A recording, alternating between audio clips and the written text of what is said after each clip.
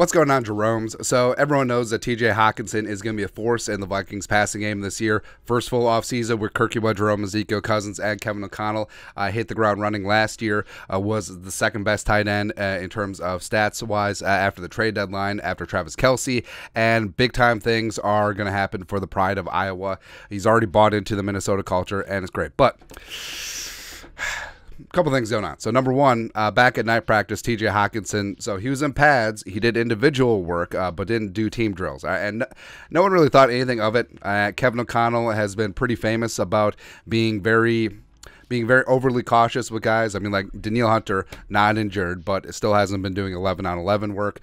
So easing him back in. Also, Brian O'Neill come back from an Achilles, so didn't really think much of it. And also, a lot of people assumed it was like, oh, Hockenson, they're keeping him safe until he gets his extension done. He doesn't want to injure himself going up to that pen to sign on that dotted line for $15-16 million per year, becoming the highest paid tight end in the National Football League. Maybe something like that. But at Saturday's practice, Kevin Seifert, ESPN, who's not Carl Gerbschmidt, Hockenson not practicing in today's full padded practice. So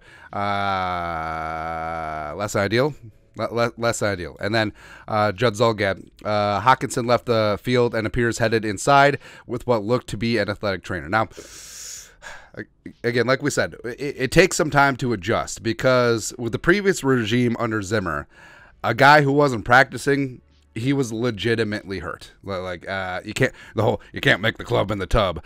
Ethos definitely ran through the organization, but respect. I mean, Kevin O'Connell and the current training staff, they're very overly cautious about injuries. And yeah, I say overly cautious, but I don't mean that as a negative at all. I mean, we're in training camp, and don't let minor injuries become major ones because you're off just trying to prove your manhood in August. No, like premium players, especially take care of them, and don't redline at this stage of this season and off season, man. But is a little bit concerning, as well as Hockenson playing out his fifth-year option, making $9.3 million and change this year, and an extension potentially seems to be looming, as Hockenson and Jefferson are the two players that are due up for an extension or eligible for an extension, and likely to hopefully be sewed up before the start of the season. And I actually do think that Hockenson potentially could go first because it would be a much lower number, probably like half, and also the market is a little bit more stagnant versus the very active wide receiver market, where Jefferson is rightfully going to be the highest paid non-quarterback in NFL history, likely be making more than $30 million per year, which is what Tyreek Hill is making right now. But yeah, but either way, hopefully Hockenson is good to go. But it's always something.